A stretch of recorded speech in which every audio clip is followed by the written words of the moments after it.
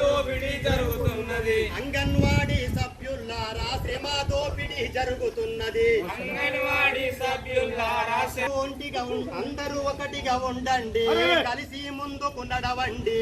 అందరూ ఒకటిగా ఉండండి, కలిసి ముందుకు జరగండి. అంగన్వాడీ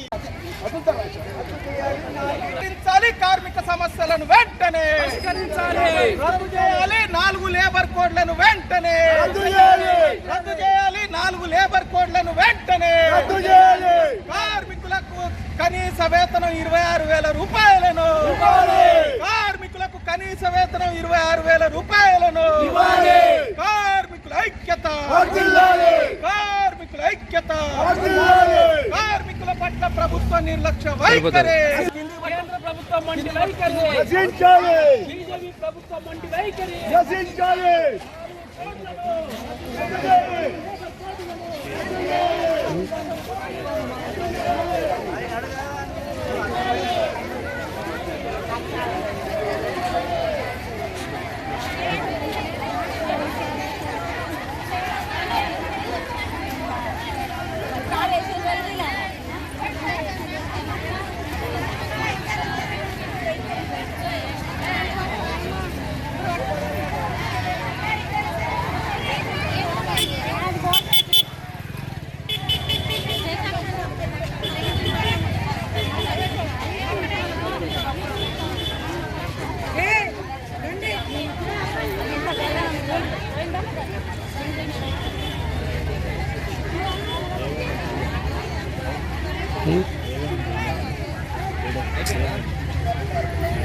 దేవగంగ మెల్లగా పోతుంది.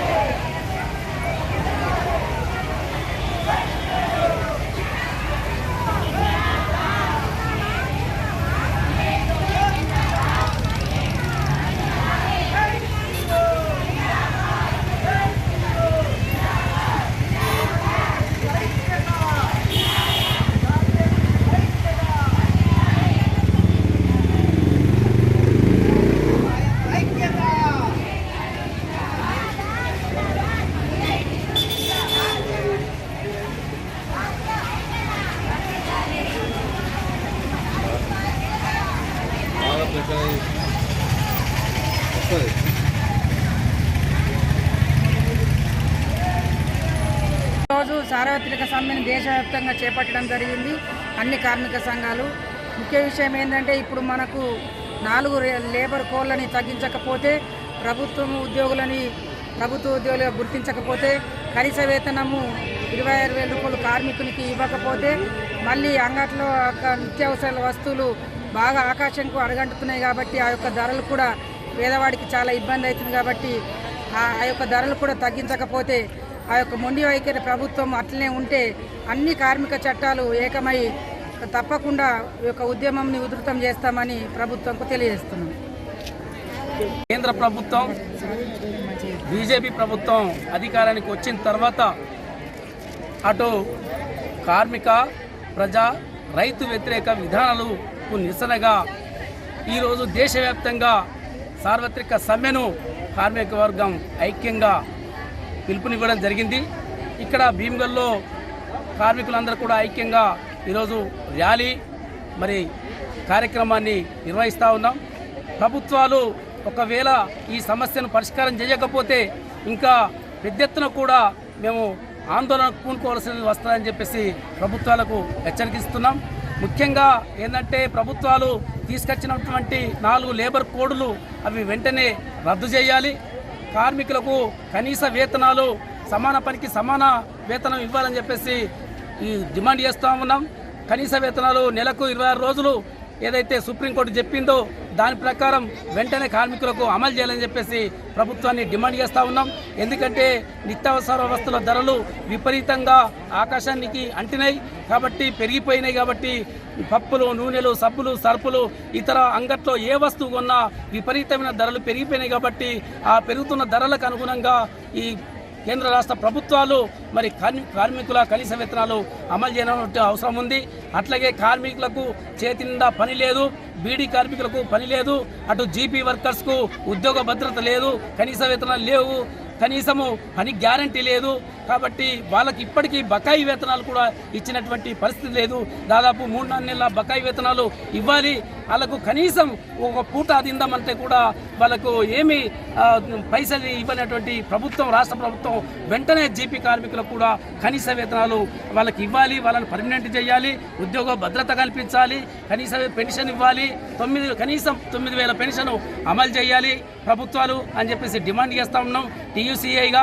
అట్లాగే ఈరోజు కార్మిక వర్గం అన్ని కార్మిక సంఘాలు ఐక్యం కలిసి పెద్ద ఎత్తున ఈరోజు ఆందోళన కార్యక్రమాన్ని తీసుకున్నాం. కాబట్టి ఇప్పటికైనా ప్రభుత్వాలు దిగివచ్చి ఈ సమస్యలన్నీ కూడా పరిష్కారం చేయాలని చెప్పేసి కేంద్ర రాష్ట్ర ప్రభుత్వాలు డిమాండ్ చేస్తున్నాం.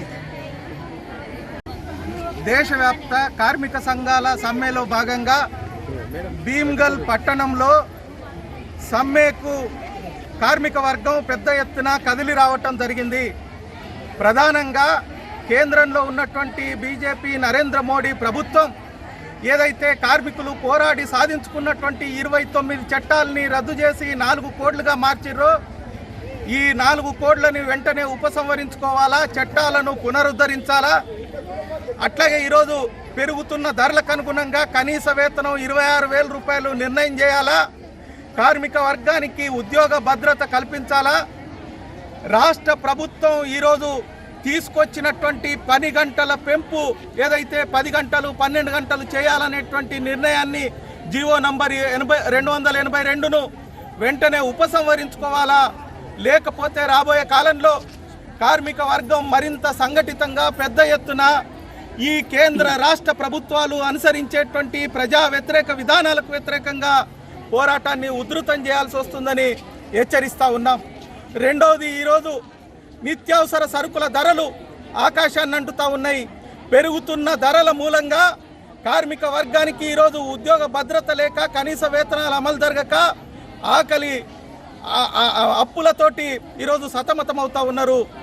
అదేవిధంగా కార్మిక వర్గానికి ఉద్యోగ భద్రత లేకుండా కాంట్రాక్ట్ అవుట్సోర్సింగ్ విధానం పేరుతోటి ఈరోజు నియామకాలు జరపటం మూలంగా ఏ రకమైనటువంటి చట్టాలు అమలు జరగటం లేదు, సంక్షేమ పథకాలు అమలు జరగటం లేదు.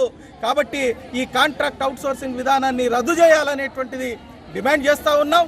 రాబోయే కాలంలో ఈ విధానాలకు వ్యతిరేకంగా ప్రభుత్వం వెనక్కి తగ్గకపోతే పోరాటాన్ని కార్మిక సంఘాల ఐక్య కార్యాచరణ తరపున ముందుకు తీసుకుపోతామని హెచ్చరిస్తూ ఉన్నాం.